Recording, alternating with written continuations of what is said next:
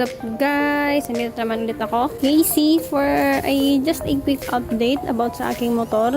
So eto guys, ayan tsura, diba? Ayan. Yung sira, gas, and ito yung basag. So nangyari dito is tinakpan ko muna siya ng aking sticker. Yung palang use ng sticker na. Ito ba yung pantagip ng butas. So diba sakit no? Ginawa ko lang dito para panakip butas. Joke. It's been a half month na hindi ko nagamit yung motor ko. Hindi ko man na napaandar. Sigurado nagtatampo na to. At andito pa, makikita nyo pa yung bakas ng Mountain Province. Ni washing, hindi ko pa nagawa. Grabe pagpapahinga. So ngayon guys, update ko lang kayo. Malinis muna kami. And baka tomorrow or next day, papaayos namin to. Kasi tingnan nyo. Yung tire ko is hindi siya pantay. Yung gulong ko hindi pantay. Hindi ko alam kung bakit. So yan yung papatingin natin kay Kuya Jonel. Kasi hindi nga tapat yung tools namin dito.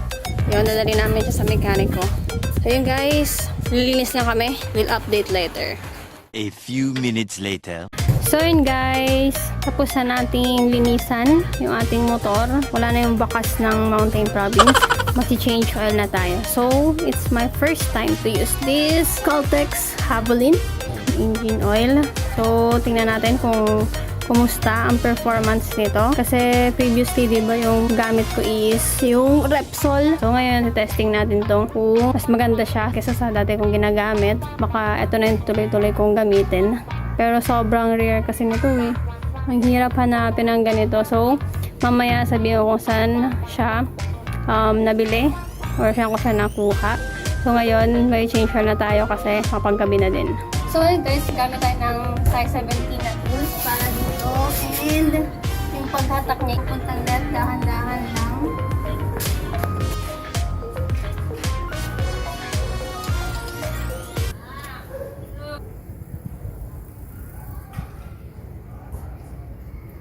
Ay! Ay! Ay! Ay! Ay! Pag-ibig nakakakilig. Nahulog tuloy! Allah! Ano yan? Nagulat ako eh! Sobrang itim na.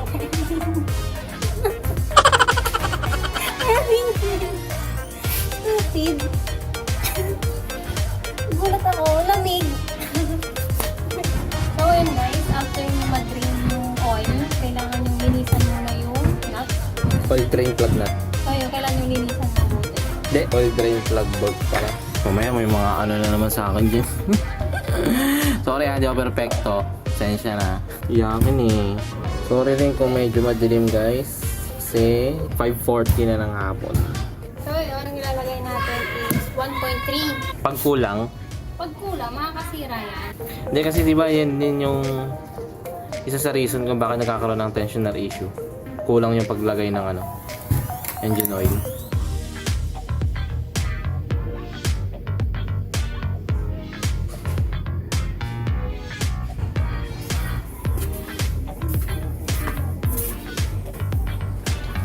Ayun guys, after nyo nalagay yung oil, siguraduhin yung malinis to. Walang punasan nyo para yung dumi na to hindi makapasok sa loob ng makina natin kasi nakakasama yun.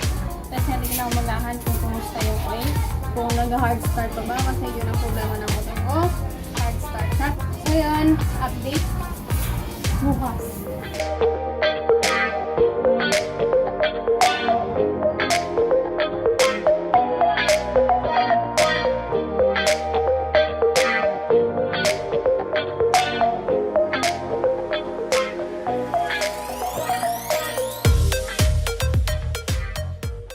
Three days later. Uy, magandang start yan ah. So, good morning guys. So, for today, yun na nga. Punta na kami kilang Kuya Jonel. Ngayon na kami nagkaroon ng chance kasi previous days, si Kuya Jonel hindi available. Although, pwede naman namin siyang gawin. Kaya lang, since papayas din naman na si Winchi kay Kuya Jonel, edi sabay ko rin sa akin to. So, yung sa akin na lang guys is etong sa front ko. Kasi dito mapapansin nyo. Ewan ko nakikita nyo ba yan. Hindi siya pantay. Yan. Yun, papapantay lang natin. So, yun. Kaya papayos lang natin siya. Then, dumaan din pala kami ng si Vinci lang pala. Dumaan din siya ng Honda recently. Pina-check niya kasi meron daw siyang hindi ka nais-nais na naririnig. Pili daw yung tensioner. Kailangan nang i-adjust. So, pina-adjust niya ng konti. Pero, still, yung naririnig niya is andun pa din. And sabi ng mekaniko is hindi na daw yung tensioner, kundi yung rocker arm? Ganun. Hindi ko na yun alam eh. So, yun na yung naririnig niya. Kaya daw parang kakaiba. Parang manipis na. Kaya if gusto daw naming mawala yung tunog, kailangan daw yung palitan. As per advice ng mekaniko sa Honda. Since hindi naman daw yung nakaka-apekto sa performance ng motor, okay lang daw yun. Hindi naman daw yun nakakasira or what. Tunog lang talaga yung medyo maririnig namin madalas. So yun, may ating kikwadyohan ko ng mga pwede pa niyang gawin dito. Kasi magbabiyahe kami ng Bicol. Unexpected na biyahe to. Kasi recently lang ako na-inform ng aking father na kailangan ko umuwi. Plano ko pa naman sa New Year. Ngayon daw yung okasyon. So, uwi tayo. Yung guys, update na lang kami mamaya. Mahaba-habang traffic pa to eh. So yun, update later. Many unbearable hours later. Nandito kami guys sila Kuya Junel, pero wala pa si Kuya Junel. Hintayin na lang namin siya kasi pauwi na din naman. So, ayun. Anyway guys, yung pag-change oil ko pala, diba may ginamit kaming parang imbudo or panel. Kaso, hindi siya kasya. Kumbaga pang ano lang talaga ni Vinci, sa radar lang niya. So, ayun, naggumawa ako ng paraan. Dumiskarte ako, nag-improvise ako. Pero hindi siya advisable guys. Kung madumi yung gamit or yung gagamitin yung sa akin kasi yung ginamit ko is malinis siya and parang waterproof siya. Alam niyo yung parang yung sa magazine paper siya pero parang may mga something na yung madulas tapos hindi siya basta nababasa. Ganon yung ginamit ko kasi wala na kami bang choice kasi gabi na siya. Kung bibili pa kami baka close na. Kaya yun na muna ang ginamit ko. Pero kung meron naman din kayong funnel na pinagagamit, huwag yung gayahin niyo ang pinagagawa ko kasi dumidiskarte lang talaga ako. So yun, baka kasi bash ako na ba't doon yung ginamit ko. Yun na nga, gabi na. Wala kami bang choice kundi dumiskarte, gawa ng paraan. Pero naman tayo dapat na ginagawa ng paraan ng mga bagay-bagay kaysa pahirapan ng sarili, diba? So yun, hintayin na namin si Kuya Junel and we're gonna update again later. One eternity later.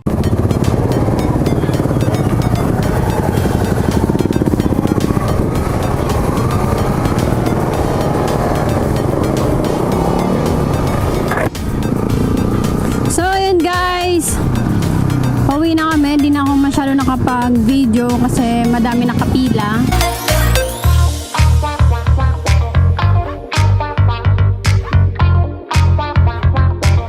Lahat ng oras sa punta sa motor ni BG. Sa akin lang naman, adjust ng kadena, dagdag ng brake fluid para sa biyahe namin bukas. Kaya yung mga appointments namin this week, cancel.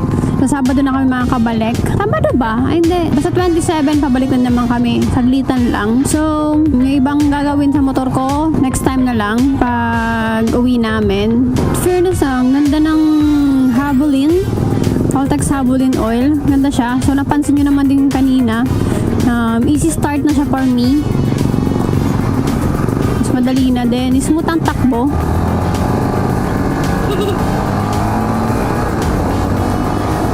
Sa dating oil na ginagamit ko na medyo nakaiba siya ngayon. So, matitingnan natin.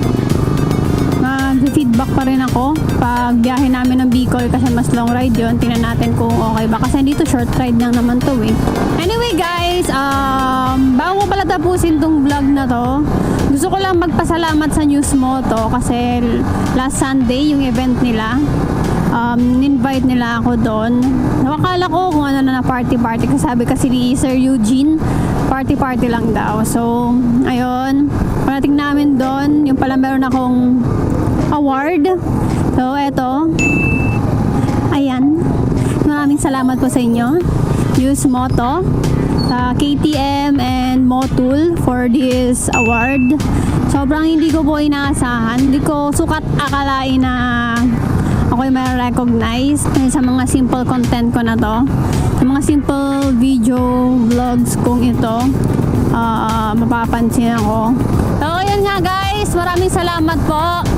And sobrang nakakatawa kasi mga idols natin is nandun din. Sila Sir Zach, sila Motodeck, si Ma'am Gaki, si Miss Gaki nandun. Sobrang nakaka-starstruck na nandun sila. Sila yung mga veterano sa vlogging, lahat ng veterano sa vlogging doon. Tapos ako baguhan. Sobrang nahihiya ako eh. Di ko alam kung bakit. Basta nahihiya ako. Alam mo yun? Yung tipo feeling na wala kang mukhang ihaharap. Mahihain ako eh. Shy type po. Ganun. Anyway, so dito lang guys ang aking vlog muna kasi magpe-prepare kami ng mga kakailanganin sa pag-uwi ng Bicol and pagbalik. So yun guys, thank you sa panonood, sa paglalike at sa pag-share. Yung know the drill. Ride safe. Peace out.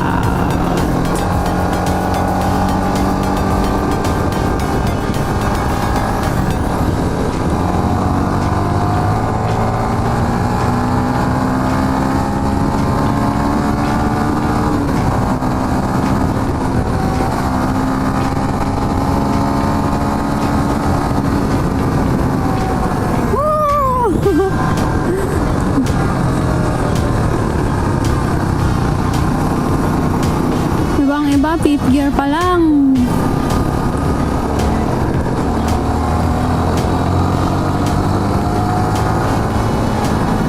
Dating oil ko parang hirap.